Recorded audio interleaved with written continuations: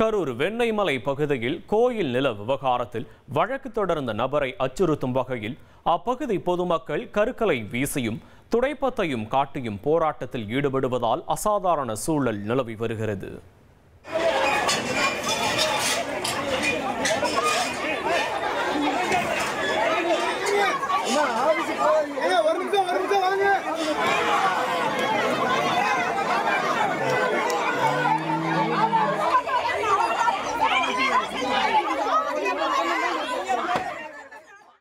தொடர்ந்து போலீசார் வழக்கு தொடுத்த நபரை கோயில் அலுவலகத்திற்குள் வைத்து பாதுகாத்த நிலையில் அங்கிருந்த பொதுமக்கள் கதவின் மீது கருக்களை வீசியும் துடைப்பத்தை காட்டியும் அவரை வெளியில் வரக்கூறி கோஷம் எழுப்பினர். இதனைத் தொடர்ந்து கோயில் அலுவலகத்தை சுற்றி போலீசார் பேரிகார்டு அமைத்து பாதுகாப்பு பணியில் ஈடுபட்டனர்.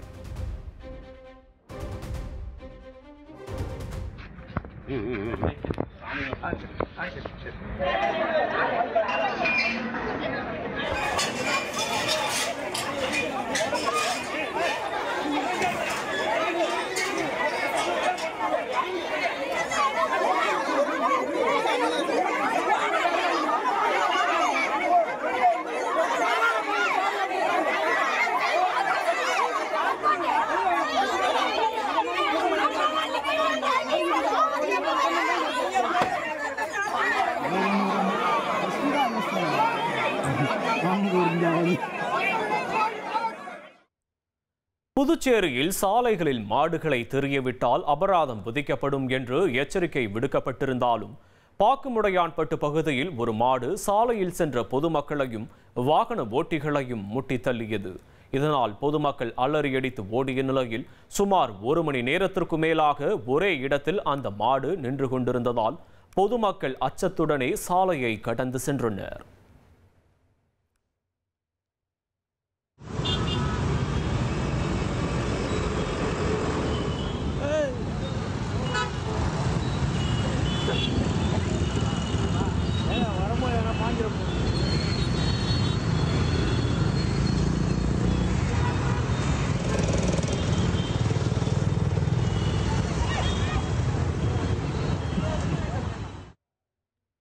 தென்காசி மாவட்டம் குற்றாலம் மெயின் அருவியில் வெள்ளத்தில் அடித்து வரப்பட்ட மலைப்பாம்பை பிடித்து வனத்துறையினர் காட்டிற்குள் விட்டனர்.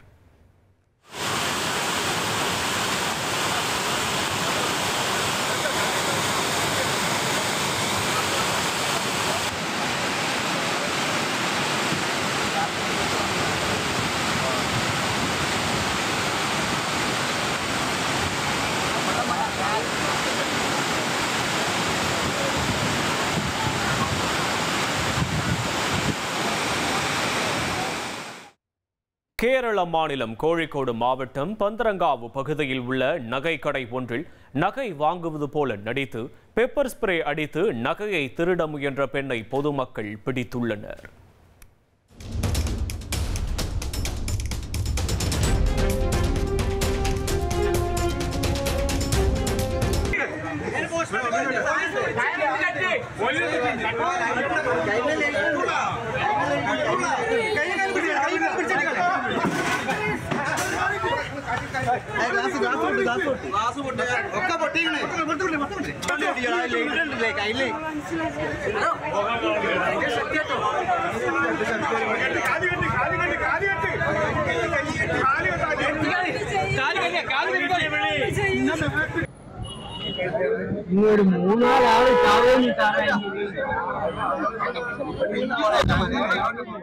திருப்பூர் மாவட்டம் அங்கேரிபாளையத்தில் 2 வெவ்வேறு பள்ளிகளின் மாணவர்கள் மோதிக்கொள்ள முயன்றனர்.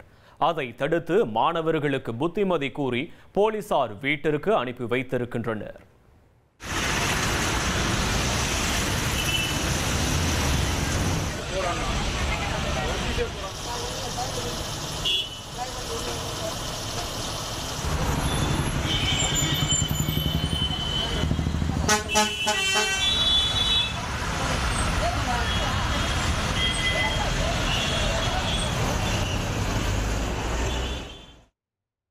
புதுச்சேரியில் திருட்டு ஆட்டோவை ஓட்டி அதன் மூலம் சம்பாதித்து மது அருந்தி போலீசிடம் சிக்கியிருக்கிறார் போதை ஆசாமி. லாஸ்பேட்டை கிருஷ்ணா நகரை சேர்ந்தவர் கிருஷ்ணன். ஆட்டோவை திருடி செல்லும் சிசிடிவி காட்சியை வைத்து போலீசார் அவரை மடக்கியுள்ளனர். தாயை இழந்த துக்கத்தில் மதுவுக்கு அடிமையானவர் எனவும், மது அருந்த பணம் இல்லாததால் ஆட்டோவை திருடி சவாரி ஓட்டி அதில் வந்த பணத்தில் அளவுக்கு அதிகமாக மது அருந்தி மயங்கியதும் விசாரணையில் தெரிய வந்துள்ளது. சென்னை மயிலாப்பூரைச் சேர்ந்த ரவுடி குத்தி கொலை செய்யப்பட்ட சம்பவத்தில் கொலையாளிகளை போலீசார் தீவிரமாக தேடி வருகின்றனர். விசாலாட்சி தோட்டம் சுப்புராய நகர் பகுதியைச் சேர்ந்தவர் மௌலி. கடந்த 5 ஆண்டுகளுக்கு முன் இவர் அதே பகுதியைச் சேர்ந்த கௌதம், விஜயகுமார், பிக்ஷோ உள்ளிட்ட 5 ரவுடிகளுடன் நட்புடன் பழகி வந்தார் என கூறப்படுகிறது. அப்போது ஏற்பட்ட முன்விரோதம் காரணமாக மௌலி தனியாக பிரிந்து தொழில் செய்து வந்தார். பின்னர் போலீசார் எச்சரித்ததன் காரணமாக மந்தைவெளிக்கு குடிபெயர்ந்தார். இந்த நிலையில்தான் 5 ரவுடிகளும் சேர்ந்து கொலை சம்பவத்தை அரங்கேற்றியதாக விசாரணையில் தெரிய வந்துள்ளது. நடு ரோட்டில் பிரபல ரவுடி ஓட கல்லால் அடித்து கொல்லப்பட்ட சம்பவத்தில் போலீசார் 2 இளைஞர்களை கைது செய்துள்ளனர். அடிமையாக நடத்தியதால் கேங் லீடரின் கதை முடித்த சில்வண்டுகளின் பின்னணி என்ன? மதுரை எம்கேபுரம் பகுதி. அன்றிரவு அந்த தெருவில் மழை நீருக்கு பதிலாக இரத்த வெள்ளம் ஓடியது.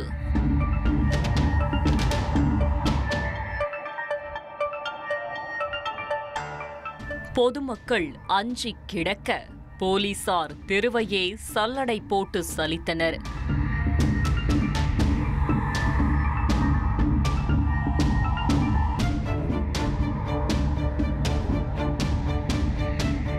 நடு ரோட்டில் இளைஞர் ஒருவரை ஓட வெட்டிக் கொன்ற தடயங்கள்தான் இவை. கொல்லப்பட்டவர் மதுரை மாவட்டம் எம்கேபுரத்தைச் சேர்ந்த முத்துமணி போஸ். 34 வயதான இவர் மீது கொலை உட்பட பல்வேறு குற்ற வழக்குகள் நிலுவையில் உள்ளன. சமீப காலமாக சொந்த ஊரான ராமநாதபுரம் மாவட்டத்தில் வசித்து வந்த முத்துமணி போஸ் சம்பவத்தன்று நீதிமன்றத்தில் வாய்தாவிற்கு செல்வதாக கூறிவிட்டு மதுரைக்கு வந்திருக்கிறார். இரவு நேரத்தில் எம்கேபுரம் பகுதியில் உள்ள மதுபான கடையில் அமர்ந்து தனியாக மது குடித்திருக்கிறார். அங்கே வாக்குவாதத்தில் ஈடுபட்ட ஒரு இளைஞரை முத்துமணி போஸ் தாக்கி அவமானப்படுத்தியதாக தெரிகிறது. இதனால் ஆத்திரமடைந்த அந்த இளைஞர் தனது நண்பர்களுடன் வந்து முத்துமணி போஸுடன் மீண்டும் தகராறில் ஈடுபட்டுள்ளார். அதனைத் தொடர்ந்து முத்துமணி போஸை அந்த கும்பல் நடு ரோட்டில் ஓட விரட்டி தாக்கி தலையில் கல்லை போட்டு கொடூரமாக கொலை செய்திருக்கிறது. இதில் இரத்த வெள்ளத்தில் சரிந்து சடலமாக கிடந்த முத்துமணி போஸை காவல்துறையினர் மீட்டு ஆம்புலன்ஸ் மூலமாக அரசு மருத்துவமனைக்கு அனுப்பி வைத்தனர். இந்த சம்பவம் தொடர்பாக ஜெய்ஹிந்த்புரம் காவல்துறையினர் கொலை வழக்கு பதிவு செய்து விசாரணை நடத்தினர். முத்துமணி போஸ் பல கொலை வழக்குகளில் தொடர்புடையவர் என்பதால் இது முன்விரோதத்தில் நடந்த கொலையா அல்லது பழிக்கு பழியாக நடந்த கொலையா என்று விசாரிக்க தொடங்கினார்கள். அதில்தான் உயிரிழந்த முத்துமணி போஸ் பிரபல ரவுடியான வெள்ளைக்காளியின் ஆதரவாளர் என்று தெரியவந்தது. இந்த ரவுடி கும்பலுக்குள் அடிக்கடி பழிக்கு பழி கொலைகள் நடந்து வருவது தமிழகமே அறிந்த ஒன்று. எனவே போலீசார் அந்த கோணத்தில் விசாரணை நடத்தினார்கள். அதன் தொடர்ச்சியாக ஜெய்ஹிந்த்புரம் பகுதியைச் சேர்ந்த 19 வயதான சரவணகுமார் மற்றும் 20 வயதான கார்த்திகேயன் என்கிற மெட்டு கார்த்தி ஆகிய இருவரை முத்துமணி போஸ் கொலை வழக்கில் போலீசார் கைது செய்தனர். இவர்கள் இருவரின் மீது பல குற்ற வழக்குகள் நிலுவையில் உள்ளன. அவர்களிடம் விசாரித்த போதுதான் நடந்த கொலை தொடர்பான உண்மை தெரிய வந்திருக்கிறது. முத்துமணி போஸை போலவே தற்போது கைதான சரவணகுமாரும் கார்த்திகேயனும் வெள்ளைக்காளியின் ஆதரவாளர்கள்தான். இதனால் இவர்கள் முத்துமணி போஸுடன் அண்ணன் தம்பி போல பழகி வந்திருக்கிறார்கள். இவர்கள் ஒன்றிணைந்து சில அசைன்மென்ட்களை முடித்ததாகவும் சொல்லப்படுகிறது. அந்த வழக்குகளில் கைதாகி முத்துமணி போஸுடன் சரவணகுமாரும் கார்த்திகேயனும் அடிக்கடி சிறைக்கு செல்வது வழக்கம். ஆனால் சிறையில் சரவணகுமாரையும் கார்த்திகேயனையும் சில்லறை வேலைகளை வாங்கி அடிமை போல நடத்தியிருக்கிறார் முத்துமணி போஸ். இது சிறைக்குள் சக ரவுடிகளுக்கு முன் அவர்களுக்கு அவமானமாக இருந்துள்ளது.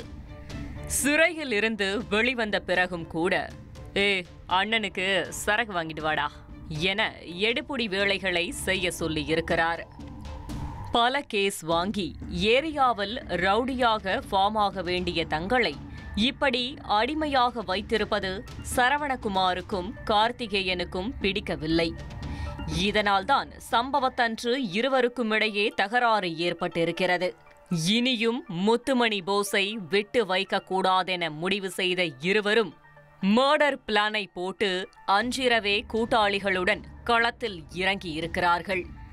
அங்கே போதையில் இருந்த முத்துமணி போஸை நடு ரோட்டில் ஓடவிட்டு தலையில் கல்லால் அடித்து கொடூரமாக தாக்கி கொன்றது விசாரணையில் தெரிய வந்திருக்கிறது. அது மட்டுமின்றி இந்த கொலை வழக்கிற்கு மற்றொரு காரணமும் இருப்பதாக கூறப்படுகிறது. அதாவது கடந்த ஜூலை மாதம் 11ஆம் தேதியன்று திண்டுக்கல்லில் ரவுடி வெள்ளைக்காளி தரப்பைச் சேர்ந்த சிவமணி என்ற ரவுடியை அவரது நண்பர்களே கொன்று போட்டனர். அந்த வழக்கில் சிவமணியின் கூட்டாளிகளான சூர்யா, மணிகண்டன், அருண், முனியாண்டி மற்றும் கார் டிரைவர் சரத் ஆகியோரை மதுரையில் வைத்து போலீசார் கைது செய்தனர். இதில் கைது செய்யப்பட்ட முனியாண்டியின் தம்பிதான் தற்போது கொல்லப்பட்ட முத்துமணி போஸ். எனவே சிவமணி கொலைக்கு பழிக்கு பழி வாங்கவும் முனியாண்டியின் தம்பி முத்துமணி போஸ் கொல்லப்பட்டதாக கூறப்படுகிறது. இதனையடுத்து சரவணகுமார் மற்றும் கார்த்திகேயன் ஆகிய இருவரிடமும் போலீசார் தொடர் விசாரணை நடத்தி வருகின்றனர். முழுமையான விசாரணைக்கு பிறகே இந்த வழக்கில் வேறு யாருக்கெல்லாம் தொடர்பிருக்கிறது என்று தெரிய வரும்.